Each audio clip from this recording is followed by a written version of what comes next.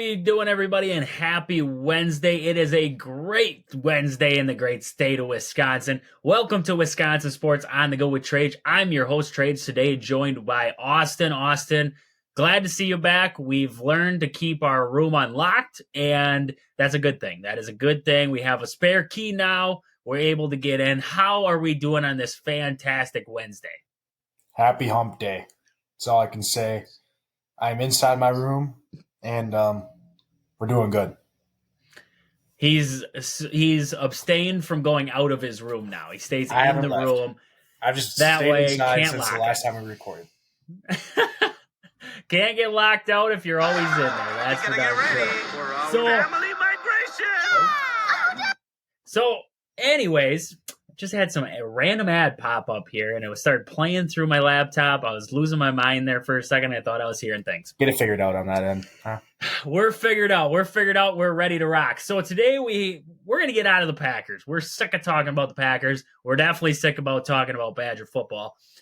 Today we're going to get into a little bit of Bucks. Bucks play tonight. We're going to get into that game a little bit. Also looking at the Brewers, some moves being made. Got some signings happening, and we have a lot of rumors around the mill, so we got to talk about the Brewers a little bit. Also, we have to jump into Badger basketball. They sadly, and I mean not sadly, that was terrible performance against Providence. We're going to get into that one and just kind of dissect it and see what we think about that. Also, we got to look back at this last weekend's NFL slate and just cover the scoreboard, see how we did in our predictions there. So right away, jumping into the Bucks. The Bucks have the Raptors. Yeah, I know. It was like the Bucks we talked about this before we started shooting. We're like, didn't we just play the Raptors? Oh, yeah, we did. Just played them here early on in the season, lost that one at Toronto. It's actually in Toronto again.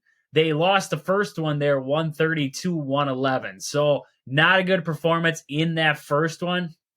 Going into the next one here, it's going to rely a lot on your main scorers there for the Bucks. Looking at that last one there in Toronto, they did a very good job controlling Giannis, keeping Damian Lillard kind of on the down low. Chris Middleton still with his limit restriction there, and Brook Lopez only with 6 points first time around there. That's not a recipe for success. Now Jay Crowder is out 8 weeks. I think I saw last was Jay Crowder's out for a while, so not looking good on the injury front for the Bucks going into this one. So, Austin, what are you seeing leading up into this game with the Raptors here tonight?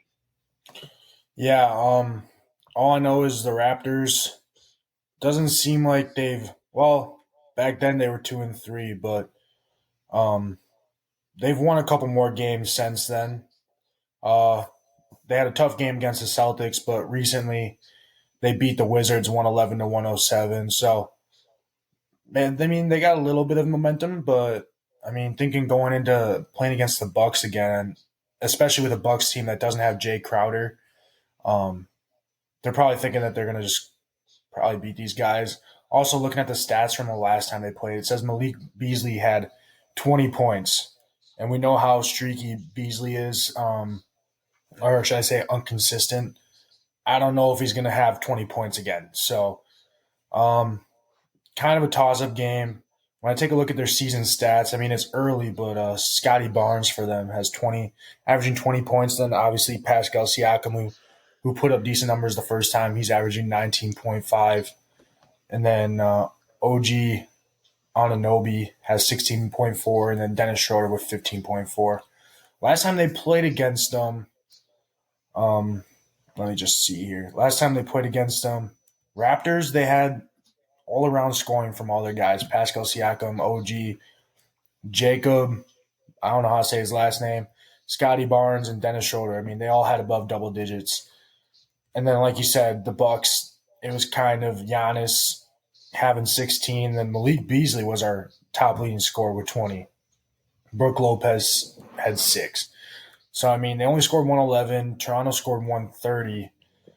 This game, especially with Jay Crowder out on our bench, I mean, I don't exactly know what's going to happen there. The Bucks haven't been playing the best basketball. They did just beat the Bulls, but Bulls aren't the greatest team. But I mean, they've dropped a couple. They dropped 2 before that. I mean, I don't know how they're going to do against the Raptors.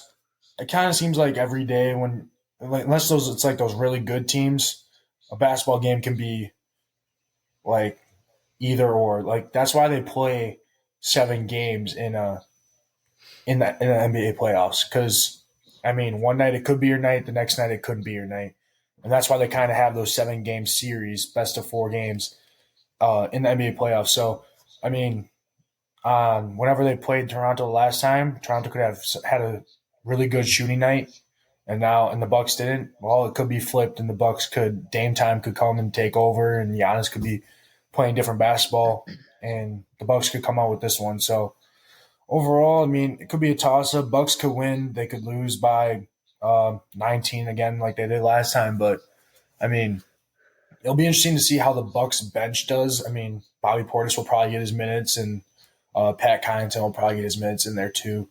And hopefully, we just see production out of them while they're in the game. Yeah, and I definitely do expect to see a lot more of Andre Jackson Jr. now with Jay Crowder out. I expect to see a little bit more of him. The Bucks are concerning right now, but also at the same time not. You look at this Bucks team, and it seems like the chemistry between your big guys isn't there yet. Between Dame and Giannis, Brook Lopez doesn't really seem like he's involved that much. And then Chris Middleton, still on that minute restriction. We're not seeing all of what Chris Middleton has yet. When he's on the floor, the Bucks are fine. When he's off the floor, it seems like we get out of sorts. So, I mean, it's a concern if we get 25 games into the year and the problems are still there. You know, these are growing areas for the Bucks. They're going through, I mean, we've seen it. They're going through their pains. They lost to the Pacers there, lost to the Magic, beat the Bulls, like you said, a struggling team. But now against the Raptors, second time around, you've seen these guys. You know what they have. Now you have to jump on them. And I want to see this Bucks team start to flow, to look like they're, looking at that Bulls game, they had, I mean, right away, I was watching for a little bit there. I was flipping between a couple different things there. I think Monday Night Raw was on. I think I was really into Monday Night Raw. And I don't even know why. But I was flipping in between there, and the Bucks jumped out to a big lead to start. And then all of a sudden, the Bulls just climbed their way back. The Bucks defense, and that's another concerning point for me, is the Bucks defense right now seems out of sorts. Drew Holiday was a very big piece to the defense for this Bucks team. He was a great defender at that guard position. So, I mean, you lose a guy like that. Damian Lillard isn't the greatest defender. We know this. Teams are going to take advantage of that. He's not a great defender, but he's a better on the offensive end is what the Bucks were going for. So you're going to go through your growing pains with that. So you're going to have to learn how to compensate and be able to work with it. And I think they're still working through those growing pains right now. So I'm not freaking out yet. Like I said, if we get to game 25, 30, and we're still experiencing these same woes, then you have to the Bucks need to look at themselves in the mirror and say, okay, this is where we're at right now. We either have to get on the right path, or we're going to have to, I don't even know. You fire the coach again? I don't know. I don't know. But that's where I'm at with the Bucks right now. It's going to be a little bit of a struggle to start. New head coach, new system. Damian Lillard comes over, kind of changes the philosophy of the team. So it's going to be a work in progress. You're not going to bounce it right away. But I do think the Bucks should be able, in these coming weeks, I would love to see the Bucks kind of put something together where they get a roll. They start beating some of these good teams and starting to take care of business, especially teams like the Pacers and Magic. Those are teams that, you see them in the playoffs, you would expect this Bucks team to take care of. Yet they struggle with both of them. Both teams look like they outmatch the Bucks. When you look at it on paper, they shouldn't even be close in the same realm as what the Bucks are playing at. So that's where I'm at with the Bucks right now. Not really worried, but I'd love to see the Bucks take care of business against the Raptors. And when I say take care of business, I mean jump out to that 15-point lead, 20-point lead, but then don't let the Raptors climb back into it. Don't let them make it interesting like we did all last year, because that came back to bite us. Bury the Raptors, bury some teams early, and don't let them back into these games. I would love to see something like that out of the Bucks to just kind of get a fresh breath of fresh air is the word I was looking for there, to kind of help them out there. But that's where I'm at with the Bucks. I don't know if you're seeing it in a different way, but that's what my feeling with the Bucks right now. Wait 25, 30 games if you're a fan of the Bucks, and then after that, if it still looks like this, if it still looks like it's out of sorts, then we can worry. Then we can say, crap, what are we going to do? Yeah. Like you said, new coach. Dame comes in, different system for him probably. Still early, so who knows what could happen. Stuff happens throughout the season, and I think with the leadership Giannis has and Chris Middleton, I mean, like we said, Middleton was limited numbers the last time they played Toronto, and I think he's been doing better now that he's getting a little bit more minutes. I think that's crucial for the Bucks. So hopefully Brook Lopez will be able to do better this time also, and just like you said, get out to a big lead and not let a team claw back. We saw, or I don't know when the Bucks played. It was the Pacers. The Pacers, they got down. They were down by a lot to the Pacers, and then they ended up coming back.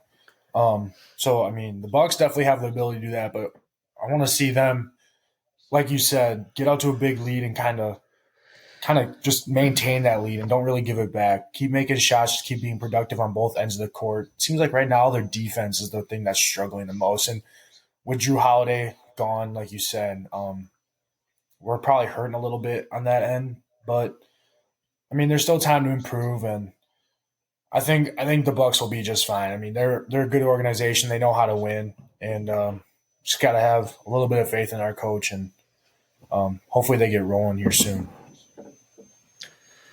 Definitely.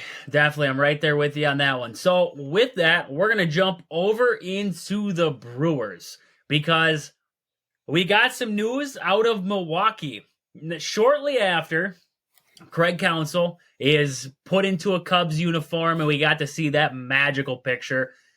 Man, did that hurt. That really did hurt to see him put on that Cubs uniform. But let bygones be bygones. We move on with life, right? That's what we got to do. I mean, some sports fans won't. Some sports fans will sit there and boo him when he comes back to American Family Field. And to each their own. To each their own with that aspect. You want to boo him, you boo him. But the Brewers made a decision. And no, they didn't go outside the organization to do it. Pat Murphy will become the Brewers' new manager in this upcoming season. And along with Pat Murphy, Ricky Weeks will actually, former Brewer, will become his new bench coach. So interesting development there. I don't know. Did they come out with a contract? Did they come out with any money? You want to look that up, see if they came out with any money on it? I'll look it up for you. I didn't see anything about it, see anything about what the length of the contract or money-wise. So I'm not sure on that ordeal. I knew they were still working on it, so I don't know if they ever figured anything out. Let's see here. Oh, it's going to play a video, but I don't want that. But all I see is an hour ago, Brewers expect to promote Pat Murphy to manager. That's what it says on MLB.com. So I don't think that there's an official contract out there yet, but they're probably in the works of it right now or soon. Okay, so we don't know the length. We don't know the amount of money. We can assume probably, my guess would be 2 years, 3 years max. I wouldn't think they signed Pat Murphy for the long haul. This move by the Brewers, they didn't bring in a high-name guy. They didn't bring in a really experienced guy. They brought in I shouldn't say Pat Murphy doesn't have experience. He's been on the bench. He's been with Craig Counsell. He's helped Craig Counsell through the years. He was Craig Counsell's coach for the longest time. So he's an experienced guy. But he's not experienced at the big league level is my point with it. And what I'm really thinking is that, is he the manager of the future for the Brewers, or is he just like that gap, that filler, that guy that we bring in until we find somebody better? The guy we're going to put him in here simply because we know that Matt Arnold is expecting a rebuild. We're going to rebuild from the ground up here with the Brewers. Everybody's available for this Brewers team. So is Pat Murphy basically our rebuild manager? He's not our forever manager. He's not our 7-year guy. He's not our 10-year guy. He's going to be this 2 to 3 year guy until we get this team apparently back on track. I thought we were on track, but apparently we're not. Apparently we need to drop it into a rebuild. So I wonder where he fits. To me, I think I like Pat Murphy. I really do.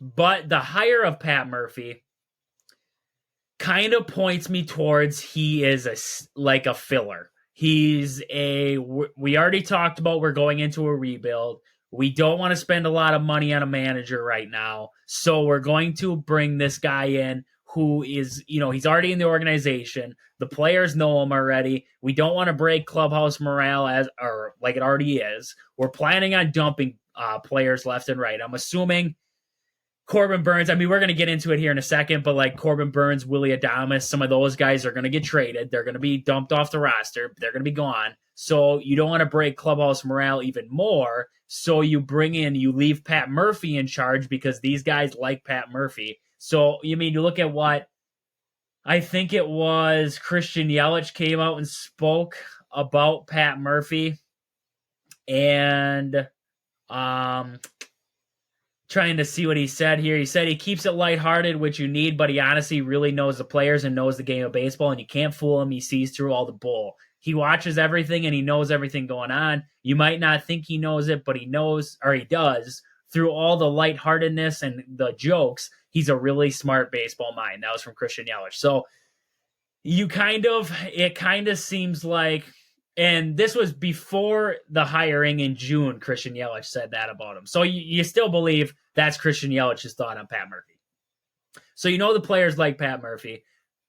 Mark Ananasio, Matt Arnold know that they pissed off the players when they got rid of Craig Counsell. So you try to fix it. So I guess I'm looking at it from two spectrums there because I'm actually hearing myself say it. I'm saying two different things. I'm saying he's a filler, and I'm saying he's also there to bandage up the locker room. So to me, I see him as, and I'm going to take it to that, and I'm going to say he's the Band-Aid. I'm going to say he's the Band-Aid for a couple years to try to fix this mess that Matt Arnold and Mark Ananasio put this Brewers team into by basically losing Craig Counsell. So where are you at with the whole situation? What are you, if you had to guess, we're just speculating, but what would you label the Pat Murphy hire as? Is it like a filler, or is it, we're giving this guy a trial run for a long-term extension?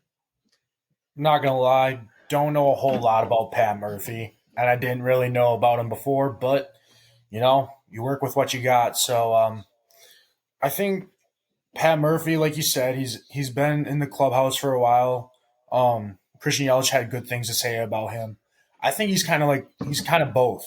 Right now he's that fill-in guy just to keep the Brewers clubhouse. He's a fill-in guy that will be like a Band-Aid for now. And then who knows, if he does good, maybe he'll stick around and he'll be here for a little bit, kind of like Craig Counsell. But I think they needed someone that was in their organization that knew the players right away just because of Craig Counsell leaving. And they knew, like you said, probably some of these players are going to get traded. They needed someone within the system already and that's been around the clubhouse to stay and be that manager for those guys, just to have that team morale a little bit there. If, say, so Craig Counsell leaves and now we're trading all these guys away, we're trying to rebuild, and we bring some random new manager in, what is the Brewers organization then? It's a bunch of nobodies that not even people in Wisconsin even know who these players are, and then Christian Yelich. So, and who knows? Christian Yelich is probably on the trading block too, as we know. So, I think having Pat Murphy there, since he's been bench coach and whatnot for the Brewers, he's been with the organization for a little bit. He's kind of that fill-in guy for Craig Counsell, but also the Band-Aid. It's kind of like, I feel like it's a combination of the two. And then, like I said before, if he does well, maybe he'll get a little bit of an extension there to stay as our manager. And if this rebuild goes completely wrong, he might be out the door just as fast as he got the job. So, and then I also like the addition of Ricky Weeks to the team. You bring back an old player that has a lot of history with the Brewers, and was also on that Brewers team that made a run to the NLCS with them. So I think that's good. And he's a little, I mean, he's older probably, but he's a younger guy, I'd say. So bringing him on the team, he should be able to teach those other guys that, I mean, we're going to have to bring up minor leaguers now if we get rid of these guys. So teach those young minor leaguers when they become rookies how to play ball in the major leagues and kind of be like a leader type of sorts to those guys. So I mean, it'll be interesting to see how things play out next year. There's still, there's still a little bit of time before February when they actually start going. But yeah, I'd say Pat Murphy's kind of like a combination of a filler and a Band-Aid when I look at it, at least. Yeah, definitely. And when I look at it and I say to myself, okay, what do the Brewers mean by rebuilding? We have this roster put together, and the guys that are, almost to the end of their contracts, you look at like Corbin Burns, Brandon Woodruff, Willie Adames. Okay, those guys I could see maybe being sent away. I don't know about Woodruff. He has an injury now, so nobody's really going to take him. But, Willie Adames, Corbin Burns, I can see them being shipped. But when he says that anybody on the roster is available, you have a young catcher in William Contreras signed for multiple years. You're talking about anybody on the roster. So is Contreras available? Is Christian Yelich available for trade? Is Sal Frelick available? I mean, who's available on this roster? Because you name off guys on this roster, Sal Frelick, young, promising, could be a star in the MLB. You're telling me he's on the trading block now? Garrett Mitchell, Bryce Terang. You're going to put these guys on your trading block? That just seems baffling to me that, they aren't really on big contracts, but now, Craig Counsell leaves and it's like we implode the entire team now.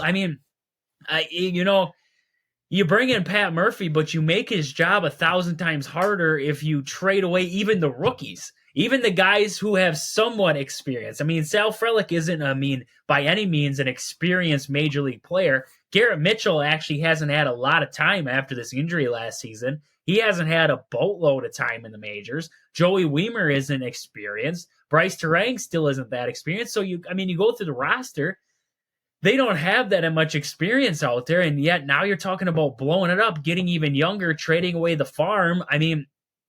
I'm just kind of baffled by the situation. Right now, I could see Corbin Burns. I could see that trade. I could see Willie Adames. I can't see Woodruff. And, the rest of the roster, I can't see it right now. So that's where I'm at with this whole situation with the rebuild for the Brewers. I don't know what kind of extent they're going to go into, but we know it's going to be something, and I guess we're just going to wait and see what they do to implode the roster. It's going to be interesting what comes out of it. But in good news, the Brewers the Wisconsin Senate did pass the bill that will fund the renovations to American Family Field. So that was good to see. It looks like they finally, I did not see this earlier, but they said that the stadium actually needs upgrades to glass outfield doors, seats, concourses, the stadium's luxury suites, video scoreboard, needs upgrades, stadium's the retractable roof, fire suppression system, parking lots, elevators, escalators. All of them need work, apparently. So that's some of the renovations. It's basically from the boilers in the basement to the top of the stadium right now. Stuff needs to be improved. Makes it really seem like in 22 years of being in existence, they haven't done anything to American Family Field. It's just been the same the entire time. Nobody's touched a thing, and now we have X amount of dollars that need to be spent.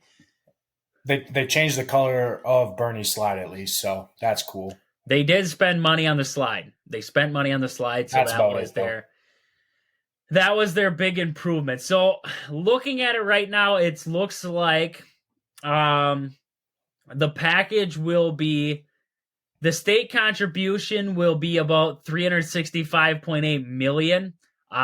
Looks like They will have surcharges on non-baseball events like, concerts, everything like that. Tickets will be $2 surcharge to $4, and luxury suite surcharges will be $10. And that's going to, by 2050, that's going to actually give them about 20.7 million in revenue just right there. So it looks like they're looking at surcharging on tickets. That's going to help them out a little bit. The team's contribution is looking like it's going to increase a little bit to 110 million. City and county will have some contributions in there. I think it's about 135 million will come from the city of Milwaukee and Milwaukee County.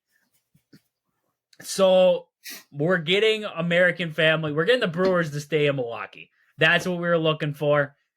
That's what we were hoping for, and that's good news for the state of Wisconsin, keeping the Brewers around. It's good to see.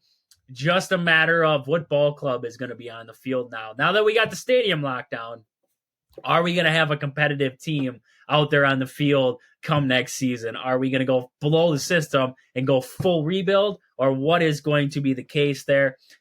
Your guess is as good as ours. From what we can see, there really is no right answer to it right now. We're kind of waiting to see what moves are going to be made here at the winter meetings and so on to really set up for next spring for the Brewers. But with that, we're going to jump over, before we get into the Badgers, we're going to jump over into our fact of the day with Austin.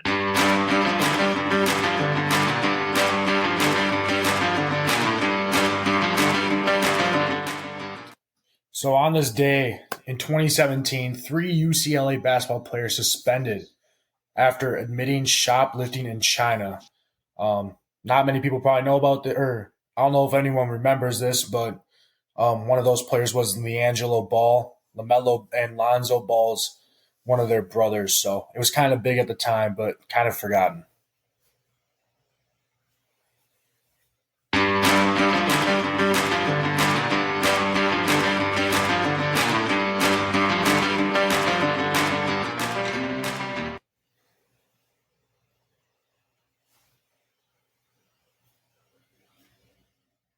Interesting fact of the day right there by Austin. I got to say, I did forget about that whole event up until he brought it up there. I forgot about LiAngelo Ball and that mess up they had. It kind of screwed that UCLA's team that season there. So great fact of the day there. And leading up into our Badgers, because they had a pitiful experience just like LiAngelo Ball did in China there. Badgers lose to Providence 72-59. Were they ever really in this ball game? I got to say they weren't. We're going to jump over to Austin real quick with the stats in this one before we dive into it. Yeah, we'll start off with Wisconsin. We'll start off with the individual stats here. Just looking at the stats, AJ Storr looked to be the main scorer for Wisconsin, and that's about it. He had 22 points, 5 rebounds on 30 minutes, so he played almost the whole game there. John Blackwell also coming off the bench with 11 points. And then after that, Max Klesmit, 0 points. Chucky Hepburn, 8 points. Stephen Crowell, 4 points. Tyler Wall, 6 points. So, just a pitiful game there by the Badgers. And then looking at Providence, it's almost like the complete opposite. Bryce Hopkins or Devin Carter led them for their scoring with 21, and then Bryce Hopkins right behind him with 16. Josh Udero and Jaden Pierre both added 13 to that. Just looking at the stats as a team, you look at the field goal percentage right off the bat, and the Badgers shot 21 for 62 of the field. That's 33.9%. Providence, 24 for 4 out of 41, 58% right there. Then you go down to the three-pointers. Badgers, 25%. They went 5 for 20 on their three-pointers. Providence, 8 for 18, so 44% right there.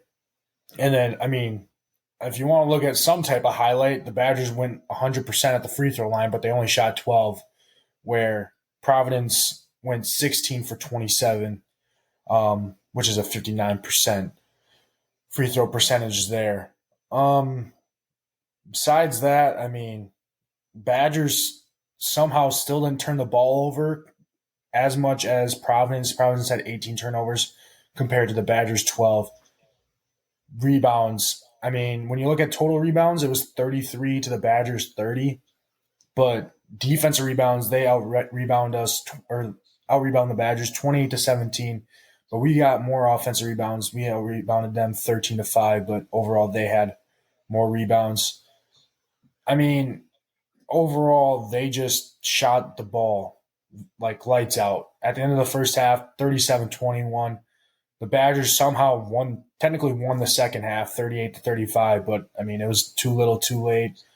Some of them points I did see at the end of the game. AJ Storr scored with like 2 minutes left. He probably scored like 6 points or something. So I mean, if you really want to count 6 of those points to his 22, you can. But I mean, the game was pretty much out of reach at the end there. Yeah, like you said, Providence kind of started hot and stayed hot, and just the Badgers did not. Well, I got to say, like you said, Storr had 6 points there in the last 2 minutes of that ball game. But at the same time, that last 2 minutes was the only 2 minutes of this entire game where I could have said the Badgers looked decent. They played decent on the court. And that's what the kill. I mean, Providence still had their starters out there. Wisconsin still had their starters out there. And for that last 2 minutes, we finally saw the Badgers put pressure on. They started to work a little bit. They started to play hard nose, and they put a little bit of a run on. They made this game interesting. It's hard to make a game look interesting when you're down 16 at the half, 37-21 at the half in this one. Luckily, Providence couldn't hit a free throw in the first half. Otherwise, Wisconsin would have been buried in that first half, even worse. But they were able to weather the storm, got it to that second half, weren't able to do anything. And, I mean, you look at this game, like you said, you look at the rebound totals there, they were out-rebounded by a team that's smaller. I mean, Providence doesn't start a guy bigger than Orduro, and he is 6'9". We have 7-foot-tall Stephen Crowell in the lineup. Our next tallest guy is 6'9", Tyler Wall. We have the size advantage over this Providence team, yet Orduro shot 6 for 6 in this game with 13 points. I mean, you let a smaller guy work you in the paint like that if you are Stephen Crowell. That tells me there's no aggressiveness. You also look at the scoring droughts for Wisconsin again. I believe they had a scoring drought of 4 minutes and 27 seconds and 2 minutes and 42 seconds. Also shot 25% in the first half. 25%. 25%. That's terrible. That is just downright awful in the first half there. You know, this comes back to, and it's a broken record. It really is. It's a broken record. But it needs to be said, and it needs to keep being said. Greg Gard coaches some games in some moments A-okay. And at other moments, at other times, and sometimes for a complete ball game, he is terrible. And Greg Gard did not coach a good game here against Providence. There were no adjustments. The offense went stale. They were trying, first half there, they were down 20-something to 9 for the longest time. They were just getting shellacked.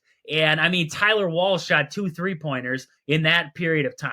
Tyler Wall doesn't shoot 3-pointers, and yet he's firing them up. This offense had no rhythm. Nothing was going right, and nothing was being changed. Nobody could finish at the rim. And that's my next look with Greg Gard is that, okay, I'm going to name off guys for you, and you tell me if you believe that they've improved since they stepped foot on the campus in Madison, okay? Tyler Wall. Do you believe Tyler Wall has improved from his freshman year to his now 5th year? Do you believe he's improved? And he has a little bit. You can't say that he hasn't improved at all, but I'm talking like now in 5 years, has this guy improved like a guy who's played 5 years should improve? I'd say like last year he was really good. Year before that he was really, really good. But now it seems like he's kind of fell off as a 5th year. So, yeah, as a 5th year, it definitely should be doing a lot more for the Badgers. And I don't even expect him to shoot threes. If I'm coaching Tyler Wall and I was in practice all summer long, the only thing I would have him work on is free throws. Have him shoot free throws after free throw after free throw because he still can't hit them. Look at that game against Tennessee. 2 for 7 from the free throw line. He got there the most. He did not convert the most. That's where I see the problem with Tyler Wall. I don't need him to bang it from downtown. Would it be awesome? Yeah, it would be awesome if Tyler Wall could bang it from downtown. But to start, I wanted him to be able to shoot free throws. He still can't. So I look at him, I say, okay, Tyler Wall hasn't improved. So let's go down the list. Chucky Hepburn. Do you believe Chucky Hepburn has actually improved since he walked on campus in Madison? I don't. I don't think Chucky's improved. I think he's actually, in some facets, gotten worse. He's gotten a little bit more one-on-one heavy. He doesn't seem to work through the offense. Doesn't seem to take it to the basket as much as he used to. And from going from distance, he has moments, but I still don't think, look at this game against Providence, 2 for 10 from the floor, 0 for 3 from downtown. I don't think Chucky's improved. Yeah. I think the exact same way. All I can think back to is when he made that one game winner against Purdue. It's almost like how when you look at Odell, when he made that one-handed catch, and then after that, it was almost like the downfall of his career because he got so bright when that stage. Same as Chucky Hepburn. He made that one shot against Purdue, and hey, I'm grateful for that one shot, hands down. That was awesome. But ever since then, it's kind of like he's been trying to make that same play over and over again, play one-on-one ball like you said, and that's just not how things should go for the Badgers. That's just not how the system has been for the Badgers. And Greg Gard took a little bit from the same stuff that Bo Ryan used to coach there, and Bo Ryan taught a team like how it's supposed to be played, and one-on-one ball just doesn't work in the system. So yeah, no, and that's what I mean is that you have a guy like Greg Gard who studied under Bo Ryan for how many years at Platteville, then Madison, and now we don't even see an offense. I talk about this all the time. You look at this Badger team. Can you actually watch the Badgers play and tell me an offense that they run? I can't. I can't physically watch the game and say they run a motion offense. They run the swing offense. They run the triangle offense. I cannot physically say what offense they actually run because at times they don't run an offense. They just, it's stand around, wait until there's 10 seconds left on the shot clock. Now let's set a ball screen for Chucky and then have Chucky fire it up. That's what it seems like the offense sometimes goes to. So, just to finish it up, you look down the list here, guys on this Wisconsin team, Carter Gilmore. Carter Gilmore has definitely not improved since he walked on campus. They told me going to this year, well, he's improved his jump shot. I haven't seen it. Still relies underneath the basket. You look at guys like Marcus Ilvers, supposed to be a talented guy coming in, still hasn't improved, still hasn't shown me anything. You look at other guys here like Isaac Lindsley, supposed to be a pretty good shooter coming in. We don't even utilize Isaac Lindsley. The only reason Isaac Lindsley played in the first half against Providence was because we were so bad in that first half, and Greg Gard didn't have an answer for it, that he decided I'm going to go as deep as I can on the bench and pray that somebody on my bench can hit a shot. That's all that it was. And that's what we're seeing right now. Right now, you don't want to completely give up on this Badger team because I believe they have a lot of talent. I believe the talent's there. I just don't believe right now that they're being coached well. And right now, not having Connor Essegian, I believe he's still on a minute restriction because, again, last night, 6 minutes against Providence.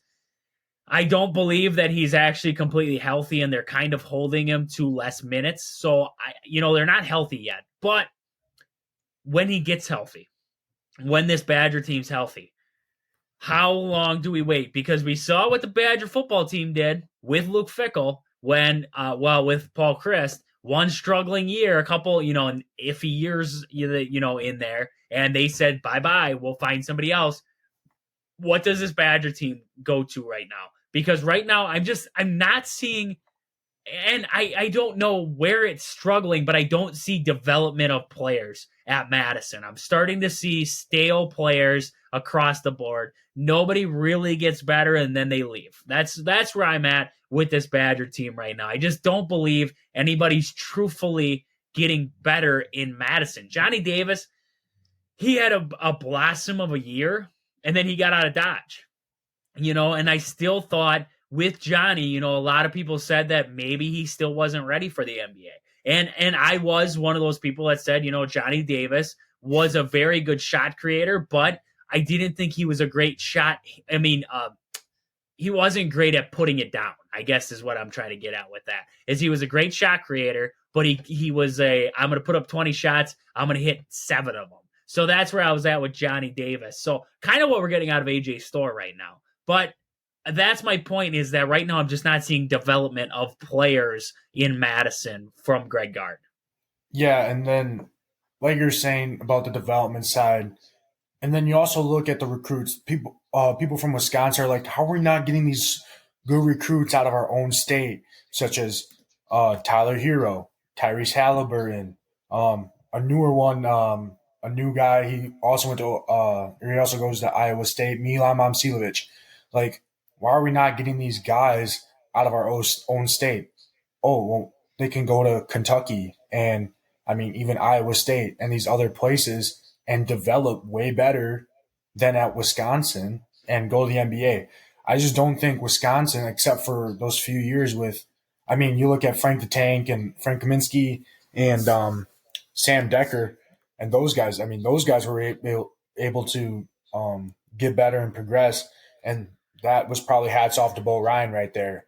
And as of now, it looks like Greg Gard didn't take that many notes on how to progress his players because, like you said, it looks like these guys aren't getting better and better like we thought they should be.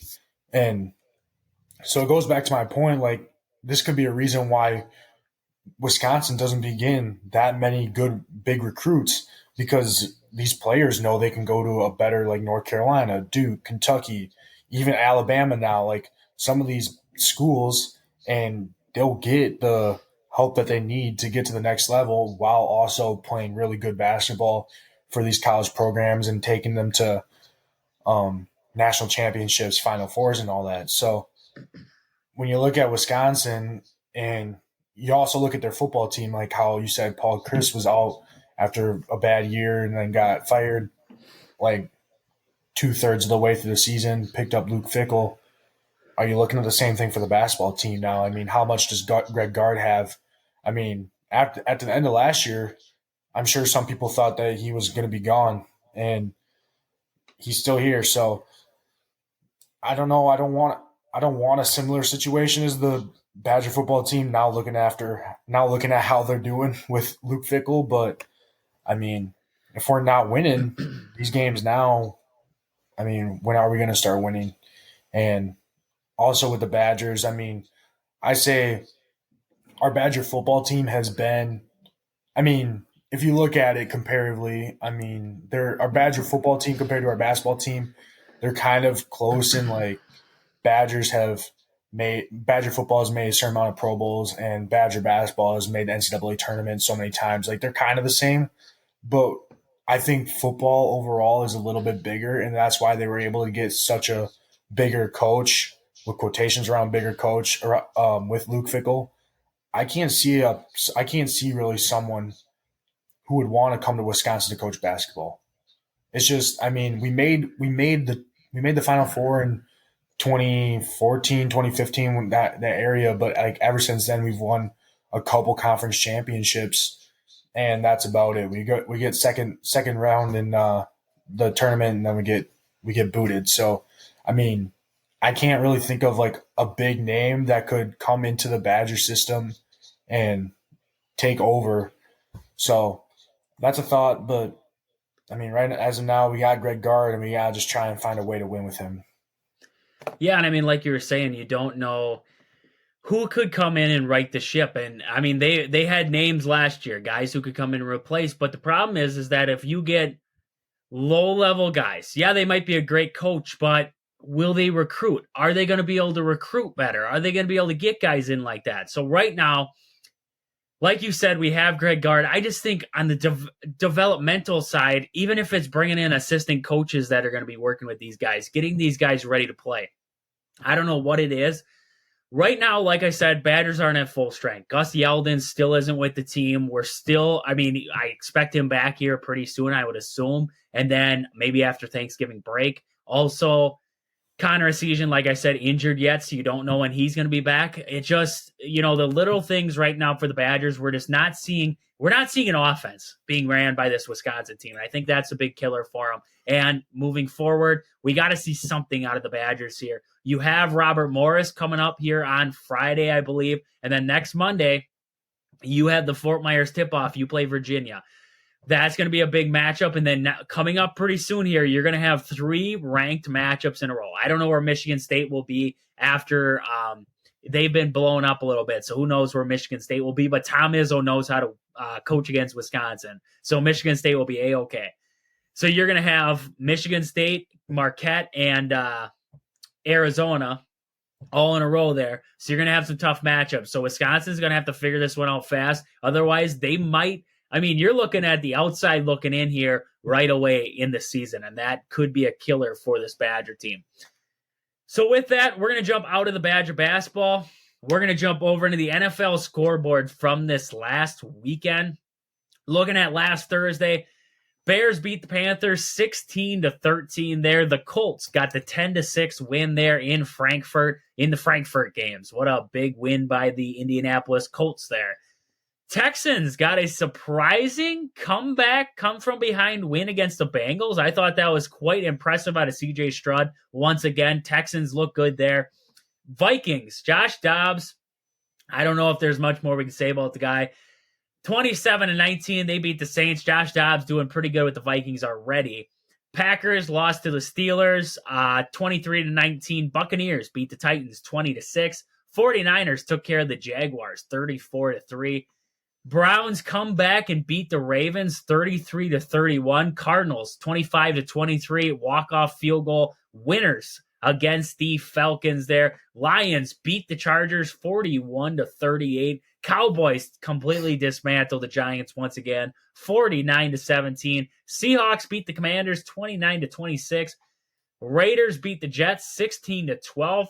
That Jets team, even without Aaron Rodgers, they're sneaky. They keep games low scoring, just low scoring enough to keep Zach Wilson in it, and that Jets team is really sneaky, and I think they could be a sneaky team come here midway through the season. And then the Broncos.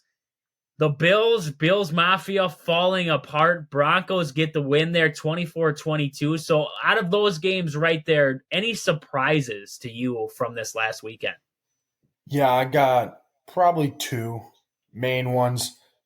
Texans versus Bengals. On Sunday, I was lifting because that's what I do. I lift because I'm big. And I was watching – we have TVs in our rec center. I was watching the Texans versus Bengals. I'm like, okay, this one's pretty close, actually. And then as I keep watching, I'm like, C.J. Stroud is actually doing really better. He's doing better than I thought he was going to do. And then they end up winning on a walk-off field goal pretty much. So I'm happy for the Texans. They've been not the best team ever since J.J. Watt kind of left there. Even when J.J. Watt was there, I think they made the playoffs like 1 or 2 times. So I'm happy for them that they got this win. I thought Joe Burrow would be able to beat them out. I thought it was going to be an easier win for the Bengals, but sometimes the NFL, you think wrong, and that's why they're the best athletes out there. And then the next one is Broncos at Bills. That one was, I was watching that game. It was actually, that was a pretty good game. Even though the Bills lost and the Broncos won, Josh Allen did not play his best game. He threw 2 interceptions and had a fumble. And then I saw Russell Wilson have an amazing throw to Cortland Sutton in the back of the end zone, toe tap. That was pretty exciting. And then at the end of the game, the Broncos had the ball, and then they drove down the field. We're going to attempt a field goal to win the game. Ended up missing it, but the Bills had 12 men on the field, so then they were able to try it again and make the field goal there. So pretty simple mistake by the Bills on that one. And then on Tuesday, they announced that they ended up firing their offensive coordinator. So that's kind of shocking, but I'm pretty sure a lot of the fans wanted that to happen, and now I'm surprised that the Steelers still have their offensive coordinator, even though all the fans want him gone. But I mean, they're winning games. So I also want to point out the Vikings to Josh Dobbs. I mean, I don't like the Vikings. I'll tell you that much. I'm a Packer fan, but it's hard to not root for Josh Dobbs just because he's a journeyman, what he's been through, and now he's finally on a team that appreciates him. He's playing some really good football, and they're winning games. So it's hard not to root for him. And then just looking at the Lions versus Chargers, also, that was kind of a very high scoring game out there in Los Angeles. But also, like one of my buddies, he's a Lions fan. I'm like, hey, if the Lions win the division, they make the playoffs. I mean, heck, I'll cheer for them because they haven't made the playoffs since who knows when, since they had probably Barry Sanders playing for them running back, and so I'll cheer for them. And I also kind of like their coach. He's a gritty guy, tough football guy. So, and then yeah, like you said, Cowboys kind of dismantled the Giants once again, second time in a row playing them, and like you said, also Raiders versus Jets. That Jets defense is pretty darn good, but their offense is subpar. The defense is the only thing that's keeping them in the game, and I mean, I think even with them being close, I think Zach Wilson still probably could have done a little bit more. But I mean, if you take a look and you have Aaron Rodgers on that Jets offense, oh, they might be top of their division right now. So I don't know when Aaron Rodgers. Still not sure when he's projected to come back. Even if he is going to come back, who knows? But if he does, I mean, they might make a push for a possible. I mean, they're 4-5, so they're not completely out of it yet. And depending on if Aaron Rodgers comes back, they could still make a push. I also do like Las Vegas Raiders with their new coach. I mean, it seems like they actually have something going there. Devontae Adams seemed really happy after the game. Now he's actually getting the football. So that was good to see for him being an ex-Packer. But overall, some really good football games. And can't wait for next week to start because I love football. Oh, Browns and Ravens. That one, I know I'm probably talking a little too much, but that was a really good football game too. I ended up getting rid of the Browns defense. I think I said that before on my fantasy team because I knew that the Ravens would put up points like they did. But, I mean, somehow the Browns were able to score more than the Ravens, and they won 33-31. And that helps the Browns a lot on their chance to win the division right there because the Ravens is a pretty good football team. So good for the Browns right there. And, yeah, that's about all I got for you. Yeah, and I wonder, especially, talking about that Bills team there, when do we put Josh Allen under the same microscope that we love to put Dak Prescott under? Because right now, Josh Allen is the reason why this Bills team is struggling. You mentioned it there, a couple interceptions. He's been prone to throwing the pick here over the past couple weeks. And, I mean, it continues to be a problem for this Bills team. Even with weapons, I thought James Cook had a pretty good game for the Buffalo Bills, had one fumble there early on, but I thought otherwise pretty good game. You have Stephon Diggs, Gabe Davis out there. I mean, this Bills team isn't terrible, and yet Josh Allen is what makes this team go. And I just think we have to put Josh Allen under a little bit more of a microscope. I mean, right now, realistically, I mean, if I gave you quarterbacks in the league right now versus Josh Allen, who would you take? I mean, okay, let's just say hypothetical. Geno Smith from the Seahawks or Josh Allen, who are you taking right now? Probably still Josh Allen because I don't really know a whole lot about Geno Smith, but I know he's been playing some pretty good football, so that one's probably a toss-up, honestly, for me. But I mean, I would take Geno. I mean, right now, okay, even digging deeper, Dak Prescott or Josh Allen. I'm taking Dak Prescott. Dak Prescott for sure, yeah. Yeah, right now I'm taking Dak Prescott. I mean, right now, Jared Goff, I mean, a guy who isn't really expected to do what Josh Allen is, I would take Jared Goff over Josh Allen. Yeah, 100%. I like what Jared Goff's doing over there with the Lions. Yeah, and I mean, even a guy who is Mr. Irrelevant, Brock Purdy, I'm taking Brock Purdy over Josh Allen. At this point, I'm taking Josh Dobbs over Josh Allen. Yeah, I I mean, mean, I'm taking Josh Dobbs over Josh Allen. So it just comes to the point where when do we start to put Josh Allen under that same microscope as we put other quarterbacks in the league? We really don't put the Bills in this big spotlight, but at some point you really got to look deep at them and say maybe Josh Allen needs to figure it out, and maybe the offensive coordinator change could help, but we will wait and see with that move right there. and I know we're more of a Wisconsin sports talk show, but I also saw something like Josh Allen. If you look at his stats before Stephon Diggs got there, you would probably question yourself on if he should still be a quarterback in the NFL. And then once Stephon Diggs got there, that's kind of when he started throwing for 4,000 yards per year and had a lot more success. And then Stephon Diggs, his brother tweeted something saying like, why are you still playing with the Bills, or like Josh Allen's career wouldn't be anything without Stephon Diggs, something like along the lines there. So I mean, even without Stephon Diggs, Josh Allen would be almost irrelevant and probably out of this league. So yeah, not looking too good for him. But I mean, they're getting a new offensive coordinator, so it'll be interesting to see how that goes with him there. And hopefully, he doesn't throw a pick the next game. Trying to break the streak. It definitely will be interesting what we see coming out of the Bills here next week. But that is about all we have to talk about for the day. Thank you guys for listening. This has been Wisconsin Sports on the Go with Trade. We'll catch you guys back here tomorrow. But until then, deuces.